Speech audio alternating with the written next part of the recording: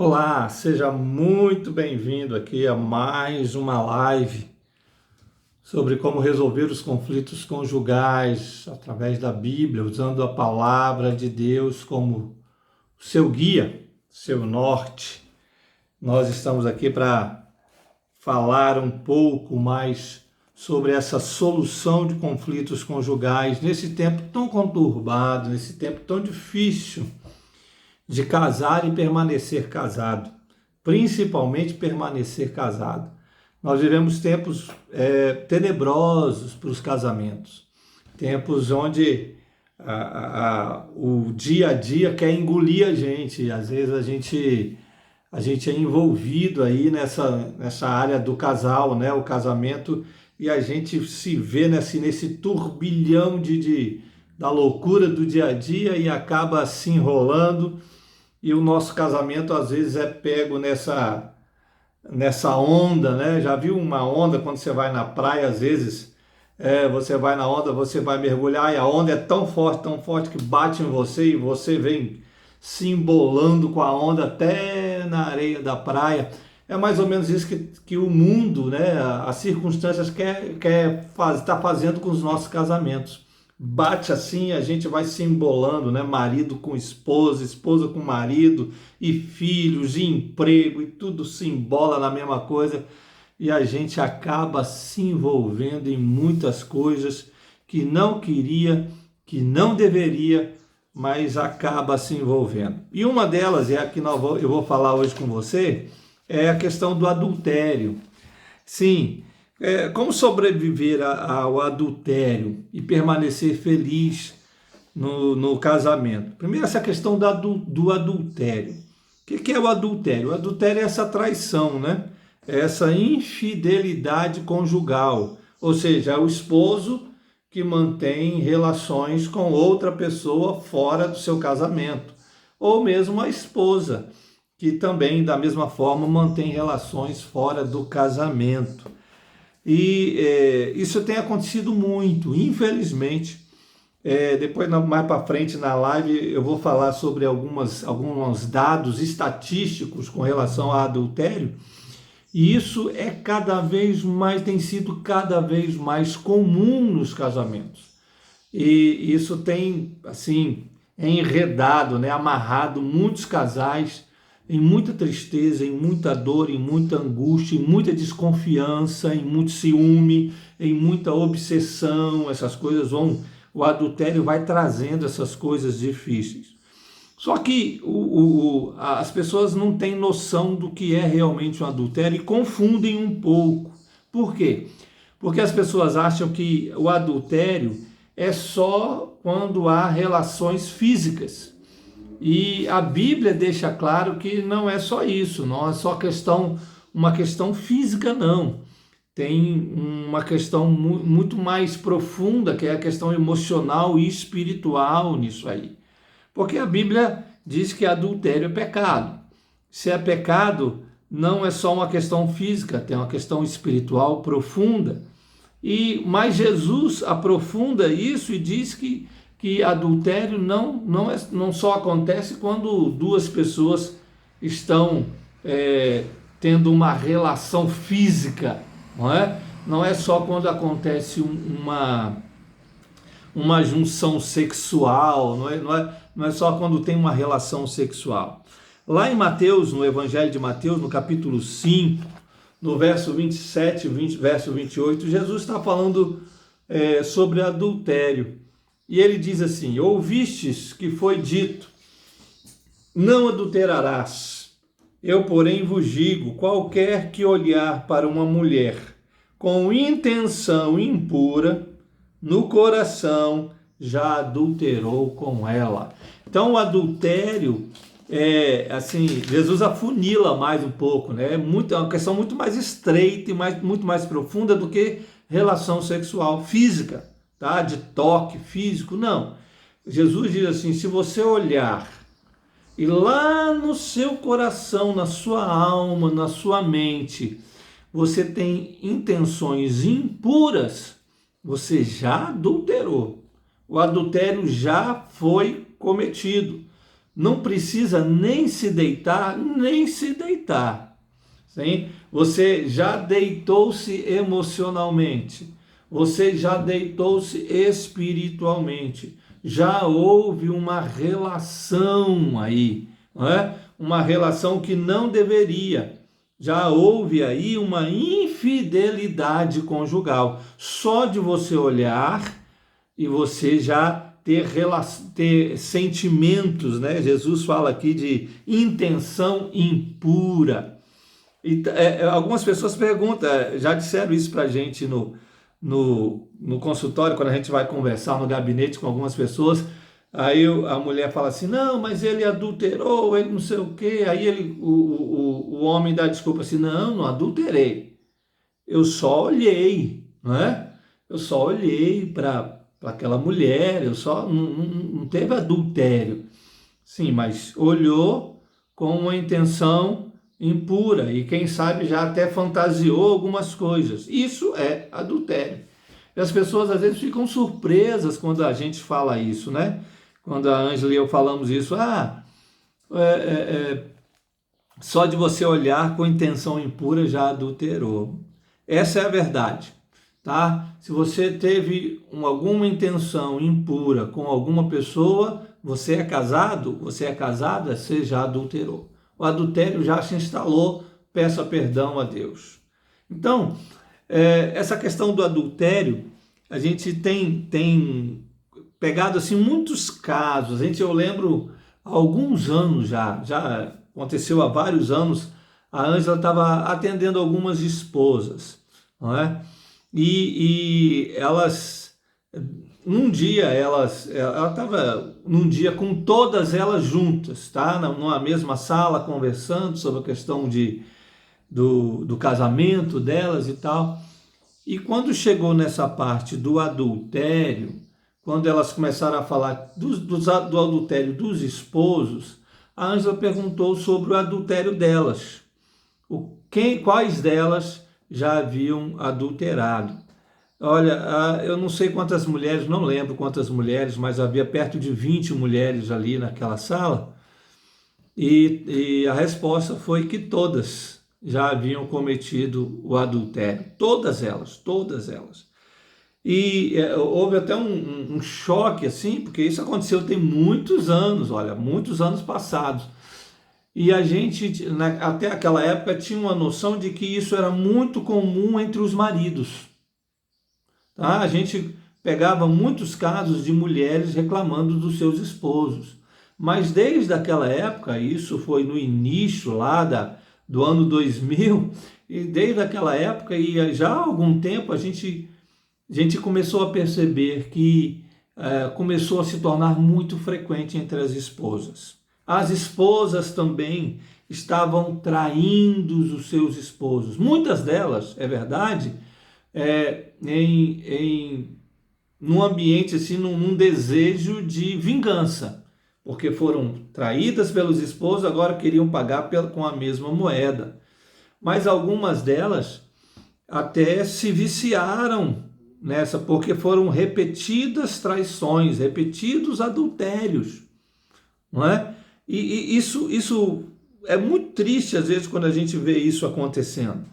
Nós temos tido também um caso ultimamente muito grande de pornografia. Casais que um marido ou esposa que pegam um ou outro com vício pornográfico, adultério virtual, não é? Vendo filmes, vendo vídeos, e hoje está tão fácil, né? Você vai no seu smartphone, mesmo qualquer coisa que você clica relacionado com sexo, se você digita a palavra sexo, aparece um monte de coisa ali, um mar de coisa, um mar de perversidade e de oportunidade do diabo para que você se enverede por esse caminho da pornografia. E nós temos tido assim muitos casos de maridos e esposas adulterando, e isso gera uma desconfiança muito grande dentro do casamento. Uma desconfiança que tem assolado e se instalado no coração de muitos casais. Quantas vezes nós pegamos a esposa ou o esposo e a gente começa a conversar sobre essa questão de um adultério que foi cometido e a gente percebe um grau de desconfiança muito grande na esposa ou no esposo. A gente lembra de um casal, eu lembro de um casal que a mulher ligava para o marido durante o dia, ele trabalhando, muitas e muitas vezes durante o dia. 10, 15, 20 vezes, era o tempo todo ela ligando para saber como é que ele estava, se estava tudo bem, se estava tudo certo. Isso estava incomodando muito ele. Ele estava se sentindo assim, incomodado, sabe? A pessoa sendo vigiada o tempo todo, né? Segundo ele, parecia que tinha 20 olhos ali vigiando ele o tempo todo. E quando nós fomos conversar com o casal, porque isso estava trazendo conflitos no casamento, essa vigilância, a gente percebeu que isso estava acontecendo porque ele havia cometido um adultério, porque ele havia traído. E isso gerou dentro do coração da esposa uma desconfiança muito grande. E aí ela não soube lidar com isso e ligava o tempo todo para o seu esposo. Infelizmente é isso que acontece. Nós temos muitas histórias. Eu poderia ficar aqui horas narrando histórias de casais, de alunos nossos, de pessoas que nós cuidamos, casais que nós cuidamos, que tiveram problemas sérios com adultério. Agora, é preciso lidar com isso, tá? E quais são esses benefícios? Para que eu preciso saber lidar com o adultério, sobre o adultério? Porque em primeiro lugar, você vai evitar algumas mágoas, certo? Você vai evitar ter um coração magoado ou magoar o coração do seu esposo ou da sua esposa. Depois você vai estar obedecendo, logicamente, a Deus. Você vai estar caminhando para um caminho de santidade. Você estará fazendo aquilo que o Senhor, o seu Deus, deseja para o seu casamento. Não é? Você vai estar obedecendo a Deus. Lutar contra o adultério é preciso para que a gente viva em santidade diante de Deus. Não só para que a gente tenha um bom casamento.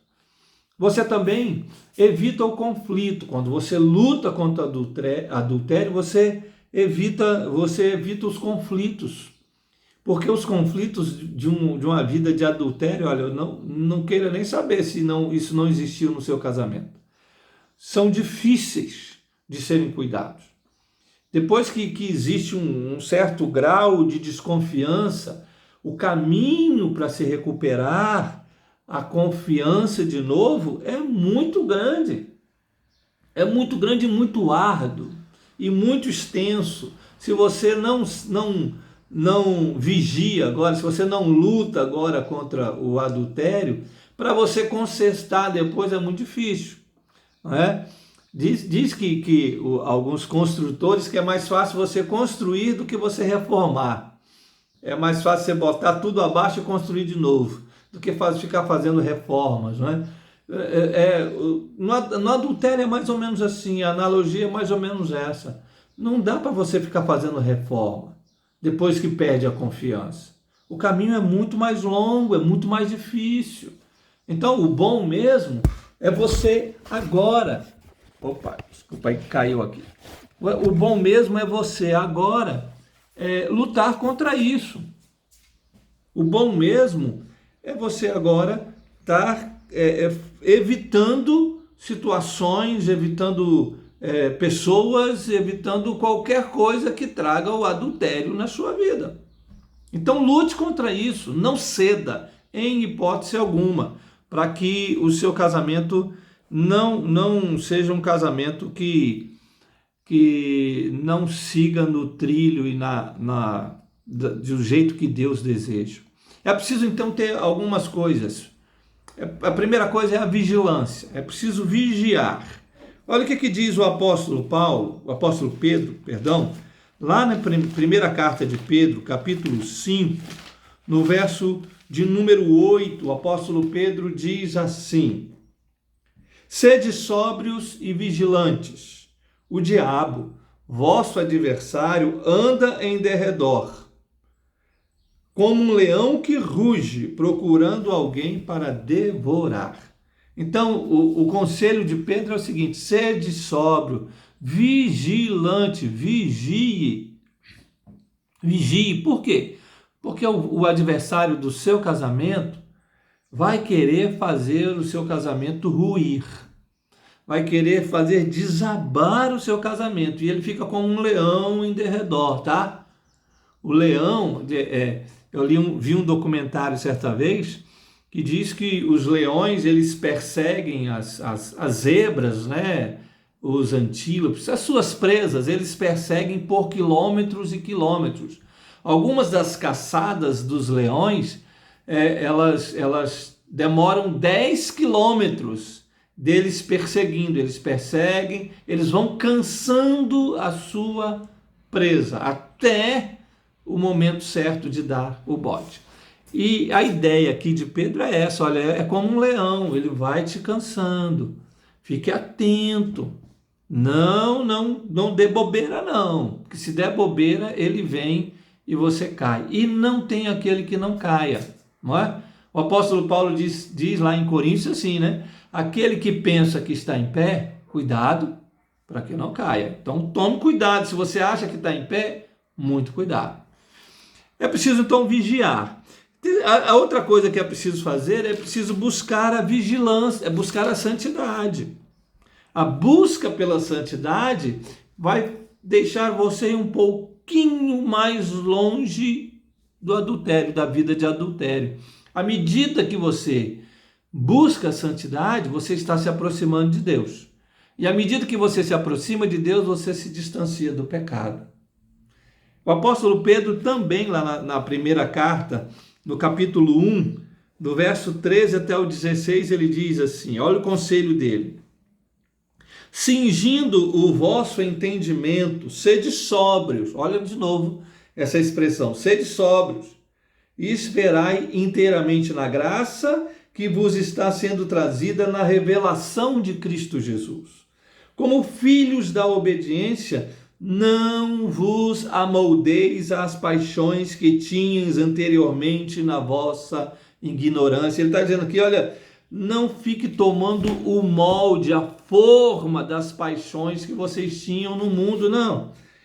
Pelo contrário, segundo é santo aquele que vos chamou, tornai-vos santos também, vós mesmos, em todo o vosso procedimento. Porque está escrito, sede santos, porque eu sou santo.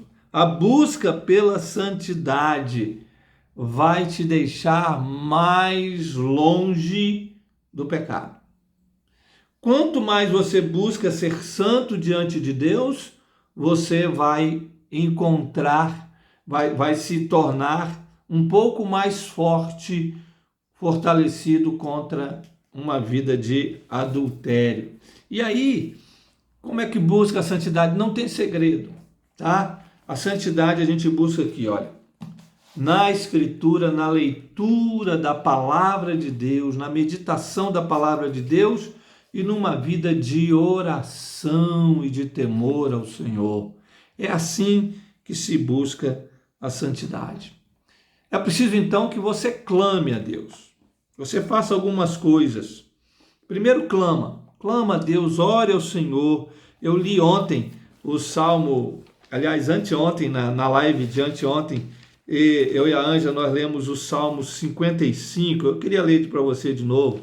O Salmo 55, o verso de número 17. Olha o que o salmista diz aqui, ele diz assim: à tarde, pela manhã e ao meio-dia, farei as minhas queixas e lamentarei, e ele ouvirá a minha voz. Você percebe o salmista aqui dizendo assim: eu vou orar sem cessar. Eu sei que Deus vai ouvir a minha voz. Se você está sendo tentado, né? De repente Satanás tem colocado alguma pessoa aí para te tentar, ou mesmo virtualmente, está sendo tentado, fique longe disso, ore, clame a Deus para te dar uma vida de santidade, para te fazer ficar longe dessas coisas. Ou mesmo se o adultério já aconteceu dentro da sua casa, na sua família, de repente não foi você, foi seu esposo, foi sua esposa, né? Ou foi você mesmo, ore a Deus para que restaure todas as coisas. O Senhor é poderoso, de manhã, ao meio-dia, à tarde, como o salmista diz aqui, ore incessantemente a Deus. Ele é poderoso para restaurar. A segunda coisa que é preciso fazer para lidar para sobreviver a um adultério e permanecer feliz no casamento é perdoar. Agora, não é qualquer tipo de perdão. Eu queria ler para vocês Colossenses capítulo 3, no verso 13. Olha o que o apóstolo Paulo diz aqui. Suportai-vos uns aos outros, perdoai-vos mutuamente. Caso alguém tenha motivo de queixa contra outrem, assim como o Senhor vos perdoou, assim também perdoai-vos. Então, a gente acha assim, o perdão não é qualquer perdão. O apóstolo diz assim como. Então, assim como Deus te perdoou, perdoou. Na cruz, Jesus perdoou os seus pecados. Na cruz, os seus pecados foram lavados com o sangue precioso do Senhor. Houve perdão na cruz do Calvário. O escrito de dívida foi rasgado lá na cruz, diz o apóstolo, aqui em Colossenses. Então, se houve esse perdão dado por Deus a você, que não merecia o perdão, o apóstolo Paulo vem e diz assim, desse mesmo jeito, perdoe aquele que cometeu adultério. Seja o seu esposo, seja a sua esposa, perdoe, não fique guardando mágoa, não fique guardando rancor, libere o perdão para ele, libere o perdão para ela. E nós já ouvimos muitas pessoas dizer assim, mas é muito difícil. É muito difícil perdoar, é uma dor muito grande, é uma desconfiança, uma amargura, uma tristeza muito grande. Nós já vimos pessoas que tiveram que procurar tratamento psiquiátrico, porque não perdoavam a traição do esposo, a mulher não perdoou. Isso gerou uma amargura tão grande, que ela teve que ir para um psiquiatra.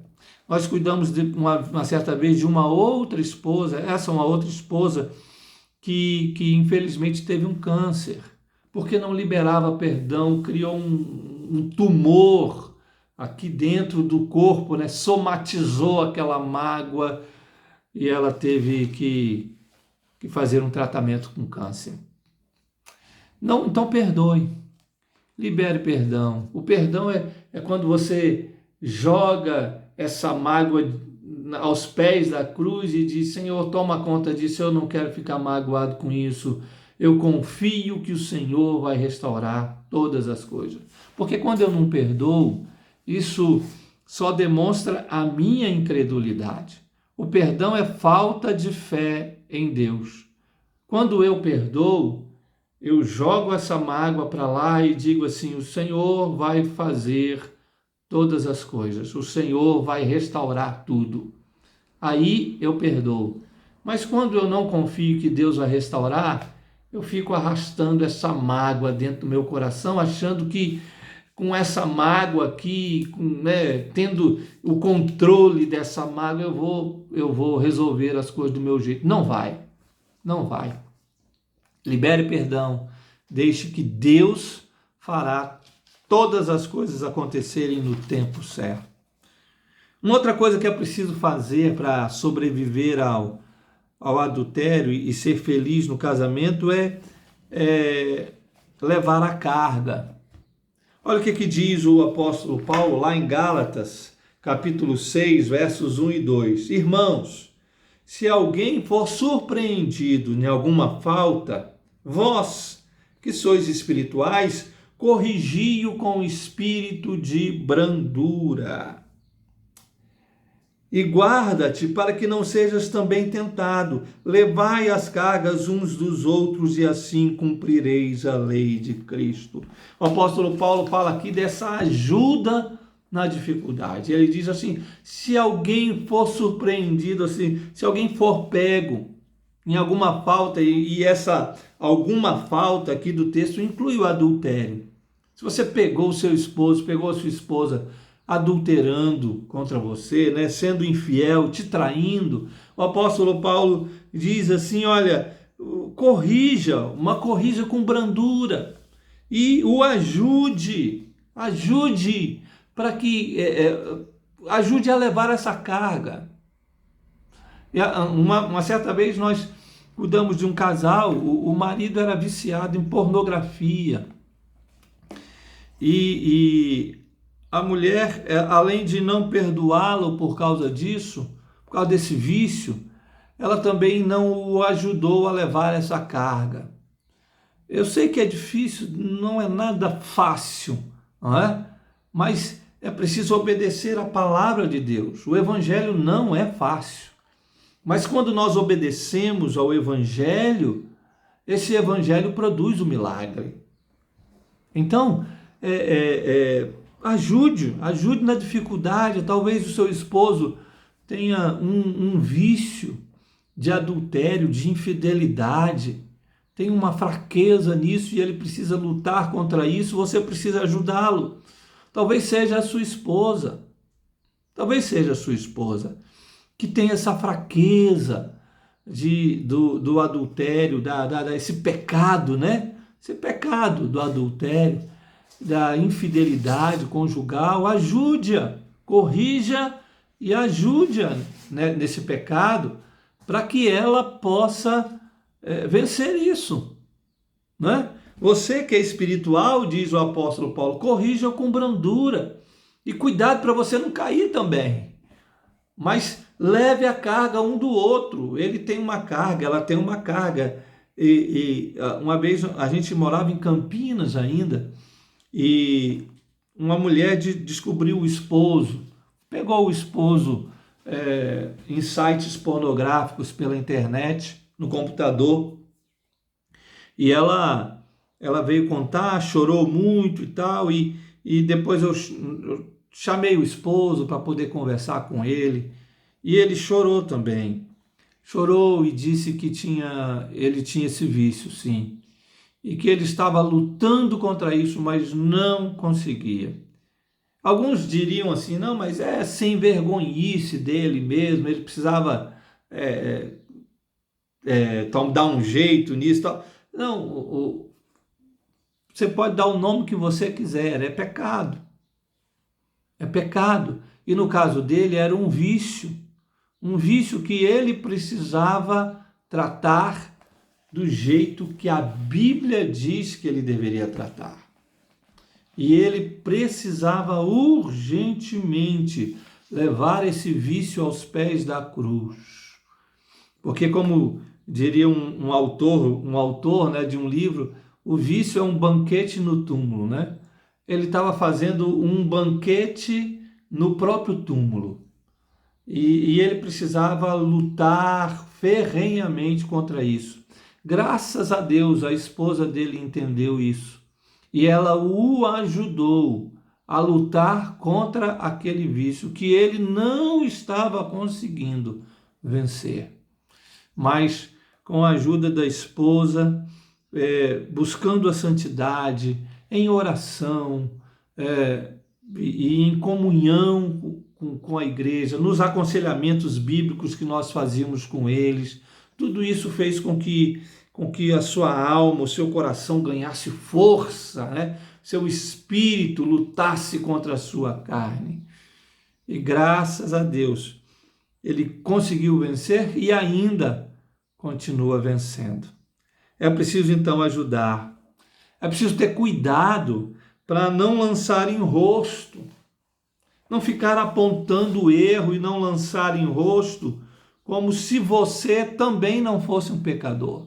Às vezes a gente vê muito isso, a pessoa descobre o marido ou a esposa com problema de adultério, né? E às vezes ela fica lançando isso em rosto e jogando isso na cara e fazendo pouco caso e piorando a situação mais ainda, ao invés de ajudar. E eu não estou falando que não deve exortar, mas uma coisa é a exortação bíblica, não é? A exortação bíblica. Outra coisa é ficar jogando em rosto, lançando em rosto, jogando na cara o pecado do outro. São duas coisas diferentes e que nós não podemos permitir dentro do nosso casamento, se a gente quiser viver em paz e se a gente quiser fazer com que o outro vença o seu pecado. E aí é preciso entender que a gente não pode ficar jogando na cara, lançando em rosto, para a gente não afastar o outro. Eu lembro de um caso de um esposo que nos procurou, né? A esposa havia cometido o adultério e ela havia adulterado, não uma, mas várias vezes. Várias vezes, e algumas dessas vezes com a mesma pessoa. E ele veio nos procurar porque ela gostava do ambiente onde ela estava, não é? Só que aquele ambiente onde ela ia era um ambiente onde estavam os homens com quem ela havia adulterado. E o esposo não queria permitir que ela fosse lá mais, mas ela gostava daquilo. E era bom, era uma prática esportiva, era bom para a saúde, né? Mas o esposo não queria que ela fosse para lá por causa de desconfiança, né? Desconfiança. O homem com quem ela havia traído estava lá, continuava lá, permanecia naquele ambiente. E como foi a luta para que a esposa entendesse que ela deveria procurar um outro ambiente? E como foi uma luta terrível para que aquele esposo perdoasse a sua esposa dos diversos adultérios que ela havia cometido? E ministrar isso ao coração dele e dizer para ele que o perdão não era uma opção para ele, o perdão era uma obrigação, ele tinha que perdoar. Perdão é um mandamento, não é? Não é uma opção que Jesus nos deu, ele nos deu uma ordem: perdoe e você será perdoado, porque se você não perdoa as suas ofensas, também o vosso Pai não vos perdoará. É isso que ele diz lá no Evangelho de Mateus. Então, é preciso que nós perdoemos, e nós ficamos cuidando desse casal por vários anos. Eles foram nossos alunos e nós cuidamos deles, do casamento deles com alguns princípios bíblicos. E como foi lindo, lindo mesmo, revê-los recentemente nós os revemos. Como foi bonito ver que o casamento permanecia, não é? Apesar das lutas, o casamento permanecia, que ele havia perdoado, que ela havia se libertado daquela vida de adultério, que agora eles tinham 2 lindos filhos e que a família deles vivia feliz, agradando a Deus, buscando a Deus e apontando para Cristo Jesus, sempre buscando a glória de Deus no casamento. Como foi bonito ver o que o perdão fez naquele casamento. E é preciso perdoar e perdoar sempre. Tem um outro casal também que a gente cuidou, que alunos nossos também, que ele tinha um problema sério. Dessa vez o homem, né, o marido, traiu a esposa várias vezes. Várias vezes. Ele era fisiculturista, né? Lidava com academia e tal. e sempre tinha muitas mulheres ao redor, muitas mulheres. E ele traiu a sua esposa com várias dessas mulheres.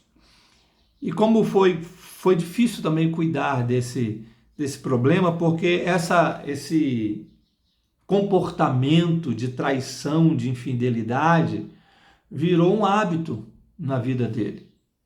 E para ele era uma coisa normal, não é? Era coisa do macho, né? O macho que trai, o macho que pode ficar com várias mulheres, aquela coisa machista. E ele tinha isso no coração. E ele traiu a esposa por várias vezes ela descobriu, muitas vezes. Ela conhecia até as mulheres com quem ele traía essas mulheres. E um dia nós estávamos conversando com eles, depois de muito tempo cuidando do casamento e ministrando a palavra de Deus ao coração deles. Eu lembro que ela disse uma frase assim que ficou gravada na minha mente. Ela disse assim: olha, eu percebi que ele estava errado porque traía, mas eu percebi também que em muitos casos ele me traía por causa de atitudes que eu tinha no relacionamento. Não é? Não era desculpa para ele trair, logicamente, mas ela diz assim: eu tive que mudar algumas atitudes para não empurrá-lo para o adultério. E quando eu mudei algumas atitudes, eu percebi que ele também foi mudando, não é? A sua vida. Quando eu comecei a buscar a Deus, eu percebi que ele também veio para buscar a Deus. É lógico que a gente não pode dizer que ele tinha uma desculpa para adulterar por causa da esposa. Não é isso que eu estou dizendo. Eu estou dizendo que mesmo que tenha um adultério na sua casa, nem sempre a culpa é só de um. Pode ser que tenha alguma coisa aí que precisa ser mudada no seu coração, mesmo que você não tenha adulterado, e que isso vai ajudar o seu esposo ou a sua esposa a não ser empurrado para esse adultério, né? É lógico que a gente não é empurrado, é uma decisão. Quando a pessoa comete adultério, é uma decisão própria, é dela, não tem, ninguém obrigou ela.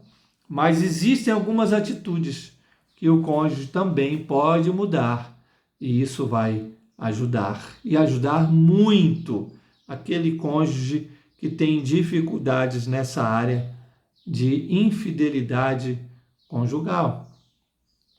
Como estes, estou contando alguns casos, tem vários casos que eu poderia contar aqui para você. Mas interessante que a maioria deles, ou todos eles que eu contei até agora, foram casais que conseguiram sobreviver ao adultério e que continuam felizes em seu casamento, que permanecem vivendo uma vida plena dentro dos seus casamentos. Por quê? Porque buscam a glória de Deus no seu casamento, não é? E é preciso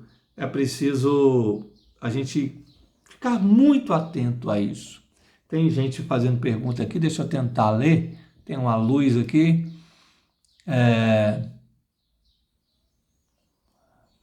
Isso. E quando o marido foi embora com a mulher que ele adulterou, é a pergunta que está vindo aí. Olha só, é preciso orar a Deus, dobrar os seus joelhos incessantemente e pedir respostas do Senhor para esse caso. É primeiro pensar o seguinte: a mulher com quem ele adulterou não é a esposa, não é? A esposa é aquela com quem ele casou. E a Bíblia diz assim: o que Deus uniu, o homem não separe. Nós cremos nisso. Por isso nós aconselhamos pela palavra de Deus. Tá? A gente cuidou de alguns casos assim como esse que você está levantando. Quando o marido adultera e sai, né? Foge lá com no caso aí que você está levando, né? Vai embora com a mulher com quem ele adulterou. É preciso orar ao Senhor.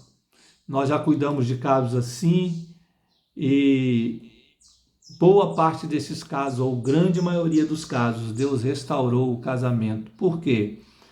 Porque teve uma esposa de joelhos orando e implorando a Deus para que desse oportunidades para que o seu casamento fosse restaurado. Será que ainda tem possibilidade? Tem.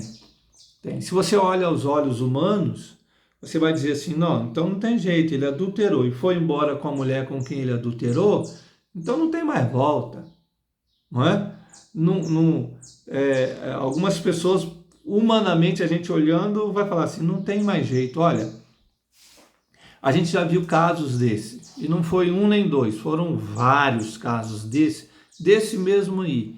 E a gente já viu Deus restaurando muitos casos, inclusive casos de que o marido adulterou, foi embora com a mulher com quem adulterou, teve filhos com a mulher com quem ele adulterou, e ainda assim o casamento foi restaurado com a esposa. E vivem felizes para a glória de Deus hoje. Por quê? Porque quando uma pessoa adultera e foge, sai da casa com a pessoa com quem ele adulterou, essa pessoa não está sendo dirigida pelo Espírito Santo de Deus. Porque Deus não quer separação do casamento. Em hipótese alguma, Deus sempre prima pelo casamento. Não é? Mesmo quando diz lá no Mateus capítulo 19, alguns gostam de citar Mateus 19, né? E falar assim, Mateus 19, fala aqui que tem a carta de divórcio, né? Que Deus permitiu a carta de divórcio, mas Deus permitiu a carta de divórcio por causa da dureza do coração. E se você ler o contexto todo, você vai ver que desde o capítulo 18 de Mateus, Jesus está falando de perdão. Ou seja, a carta de divórcio, ela está num contexto onde se fala de perdão. Em primeiro lugar é o perdão. A carta de divórcio é só o último do último caso. Então, se existe solução para outras coisas, que dirá para isso aí? Você acredita, né? Você que perguntou aí, você acredita que Deus pode todas as coisas? Eu creio que sim. Não existe nada que Deus não possa fazer, absolutamente nada. Ora, se Deus pode todas as coisas, Deus não pode trazer seu esposo de volta? Pode. Deus pode restaurar o casamento? Pode. Deus pode fazer esse casamento muito melhor do que antes? Pode. Deus pode tornar esse casamento feliz, muito feliz? Pode. Deus pode tudo. Então, quando a gente pergunta assim, e quando adulterou e fugiu com a mulher com quem ele adulterou, né? Fugiu com a adúltera, a gente tá mais ou menos o coração, eu posso ouvir o coração de algumas pessoas dizendo assim, não tem jeito. Aí não tem jeito. Né? E algumas pessoas recebem até alguns conselhos. Lá esquece esse homem, vai ser feliz. Né? Como se a felicidade estivesse em outra pessoa. Felicidade não está no esposo, não está na esposa, a felicidade está em Deus e no propósito de Deus para o casamento. Então, ore a Deus, continue dobrando seus joelhos. Ele adulterou, ele fugiu com a adúltera, saiu de casa com a adúltera, continue orando, continue intercedendo. Deus é poderoso para fazer o seu esposo retornar para casa. Não caia na esparrela, na ilusão de que você vai ser feliz, talvez nos braços de outro. A não ser que Deus realmente levante outra pessoa, porque aí é um caso de adultério. Mas se não procure outro. Ore pelo esposo que Deus te deu.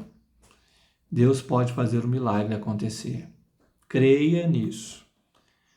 Existem alguns estudos sobre adultério, que, por exemplo, nos anos 90, o IBGE fez um levantamento, né? E diz que o adultério, na década de 90, foi responsável por 60% dos divórcios no Brasil. Isso na década de 60, onde os adultérios eram muito menos do que são hoje. Hoje tem muito mais. Naquela época, nos anos 90, o IBGE fez o levantamento, 60% dos divórcios foram por causa de adultério. Né? Hoje, a traição pela internet é o maior motivo de divórcios na atualidade. A traição, né? Você tem aí as mídias sociais aí, né? Facebook, né? Traição pelo Facebook, nossa, Instagram e outras mídias sociais, né? A traição é o maior índice de divórcio e de traição que existe pela internet. As pessoas estão acessando e traindo.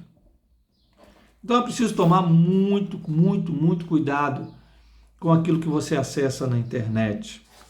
Porque às vezes você acha que não faz mal.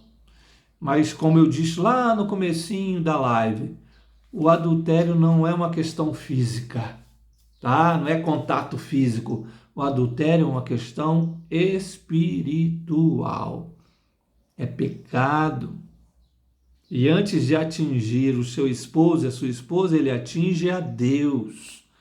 Tá? Ele fere a santidade de Deus. Então, cuidado quando você acha que acessar sites ou ver vídeos pela internet, meu esposo não sabe, minha esposa não sabe, e está tudo bem. Não está tudo bem. Isso é uma questão espiritual. Então, tome muito cuidado com isso.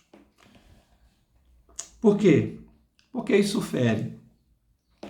Porque isso traz dores. O adultério traz uma dor terrível no coração, uma dor profunda na sua alma, não é? A gente recebe, às vezes, maridos ou mulheres, esposas, chorando, mas chorando muito. Outro dia a gente recebeu uma esposa chorando demais porque o marido adulterou e ela dizia assim, nossa, o que tem de errado comigo? O que tem de errado com o meu corpo? O que tem de errado será que eu sou feia? Será que eu não o supri sexualmente? Será que houve, que aconteceu? E ela começou a culpar-se. Veio aquele sentimento de culpa que invadiu o coração dela. E o problema era ele, o pecado dele, o coração corrupto e pecaminoso dele. Não tinha nada, problema nenhum com a esposa. Causa dores terríveis. Olha o caso, por exemplo, de Davi e Batseba. Um adultério que causou 2 mortes. A morte do marido de Batseba, Urias, e a morte do filho de Batseba. O adultério causou, não é? Causou uma descrença num rei. Não é? O povo começou a olhar o seu rei com outros olhos. O rei teve que ser repreendido pelo profeta. Causou uma repreensão de Deus severa. Por quê? Porque um adultério causa essas dores, causa esse medo de sofrer. Quantas pessoas, às vezes, a gente vê, procura e conversa no gabinete, ou mesmo pela internet, quando nós atendemos casais pela internet, que estão com medo de serem traídas. Pessoas que vivem uma eterna vigilância, o medo da vergonha, não é?